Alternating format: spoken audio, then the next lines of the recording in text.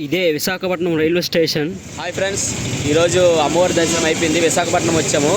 సింహాద్రప్పన్న సింహాచలంకి వెళ్ళి దర్శనానికి వెళ్తున్నాము. మీకు అక్కడ ఉన్న అప్డేట్ మొత్తం చూపిస్తాను. సింహాచలం బస్ అయితే వచ్చింది. బస్ అయితే ఎక్కేసామన్నమాట. కొండపైకి వెళ్తాము. ఆ సింహాద్రప్పన్న కొండకు వెళ్ళే త్రోవలో లొకేషన్స్ ఒకసారి మనం చూసేద్దాం.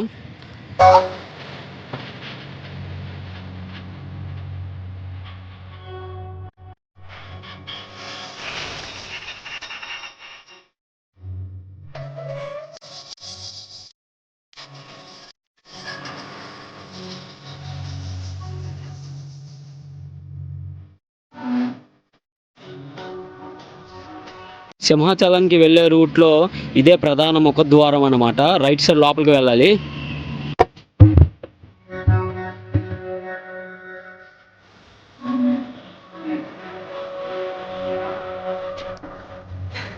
ఇదే సింహాచలం కొండ.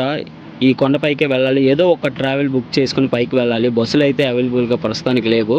ఆ ట్రావెల్ అయితే కనిపిస్తుంది కదా, ఇది ఎక్కేసి వెళ్తాము కొండపైకి.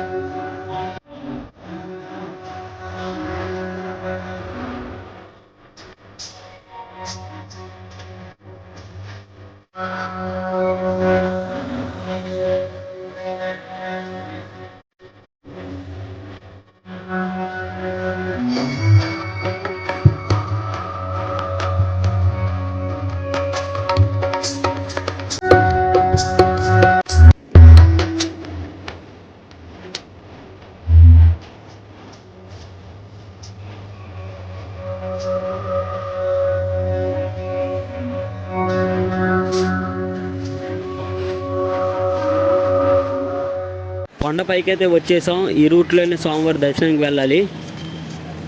మేమైతే ఇక్కడ చూసి జనాలు ఎవరు లేరేమో అనుకున్నాం, కానీ లైన్లోకి వెళ్ళాక మాకు తెలిసింది జనాలు అంతమంది ఉన్నారు. ఈ ప్లేస్ వచ్చేసి ప్రసాదాలు, తాడ్లు, బెల్లలు, మిగతావన్నీ ఫొటోస్ గట్రా అన్నీ అమ్ముతుంటారు. ఇది మార్కెట్ అనమాట. స్వామివారి ముఖద్వారం అయితే ఎలా ఉంటుంది, అందరూ దర్శించుకోండి. ఇక్కడ ప్రజెంట్ సిచ్యువేషన్ అయితే ఇలా ఉందన్నమాట భక్తులతోని. సింహాచలం మొత్తానికి ఈ గోపురం మాత్రం హైలైట్ అనమాట. మొత్తానికి స్వామివారి దర్శనం అయితే అయిపోయింది. అయితే 100 రూపాయల టికెట్ తీసినప్పటికీ 2 గంటల దర్శనం అయింది. ఇది ఎలా ఉంటే సర్వదర్శనం అయ్యేసరికి ఎంతసేపు అవుద్దో మీరే ఊహించుకోండి.